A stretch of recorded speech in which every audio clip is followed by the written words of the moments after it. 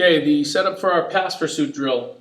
Not only do we want people to be able to pursue the run, we want to be able to pursue the pass, and we have rules and concepts to keep those guys doing it the right way.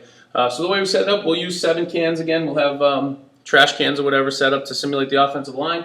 The coach is right here, and then I have 5 scout players. Sometimes I'll only use 3, but 5 I think works pretty good. So I'll have a simulated receiver out at the slot position. We'll have guys that are ready for passes that would happen in the curl, and then someone right over the middle.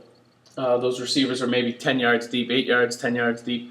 The defense is set up completely ready to roll, just like their normal setup. And what we'll do here is, usually in a pass pursuit drill, I don't even use a ball.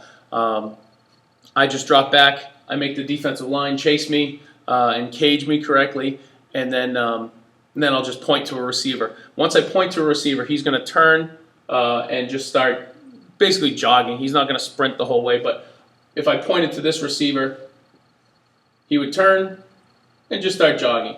For everybody else, for the linebackers and defensive backs, this becomes really similar to the run pursuit drill, where they're really just getting to their drops, and then once the ball's gone,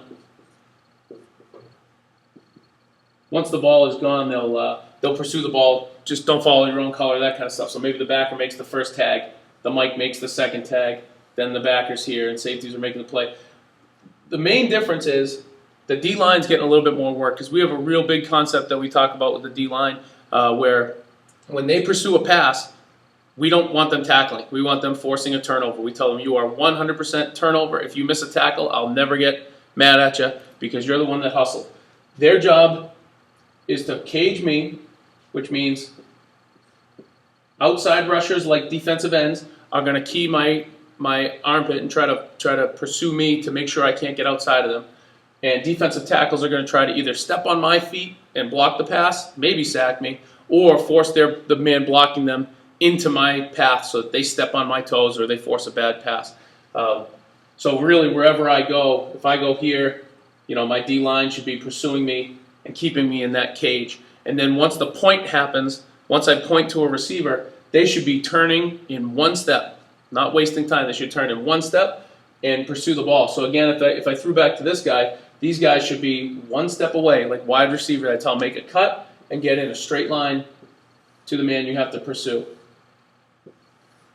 And again, because we're not using a ball, I just want them to really exaggerate. I want my defensive linemen to really exaggerate that they're hammering at the ball or ripping it loose. They're not going to hurt their teammate. I don't want them hitting their teammate really hard, but they're going to simulate that hit and that forced fumble. We'll finish the drill with a breakdown on the receiver, or sometimes we'll simulate that fumble. I'll call fumble, ball, and then we'll have everybody return it as if it was a touchdown. So that's how we pursue the pass. I think it's a great drill to help the D-line work on their pass rush lanes, work on their hustle when they're pursuing a pass, so you can get 11 guys involved in the pursuit. And it's great for the first few seconds of the rep to make sure that your linebackers and defensive backs are taking the correct drops, and you can check in on their assignments and that kind of stuff.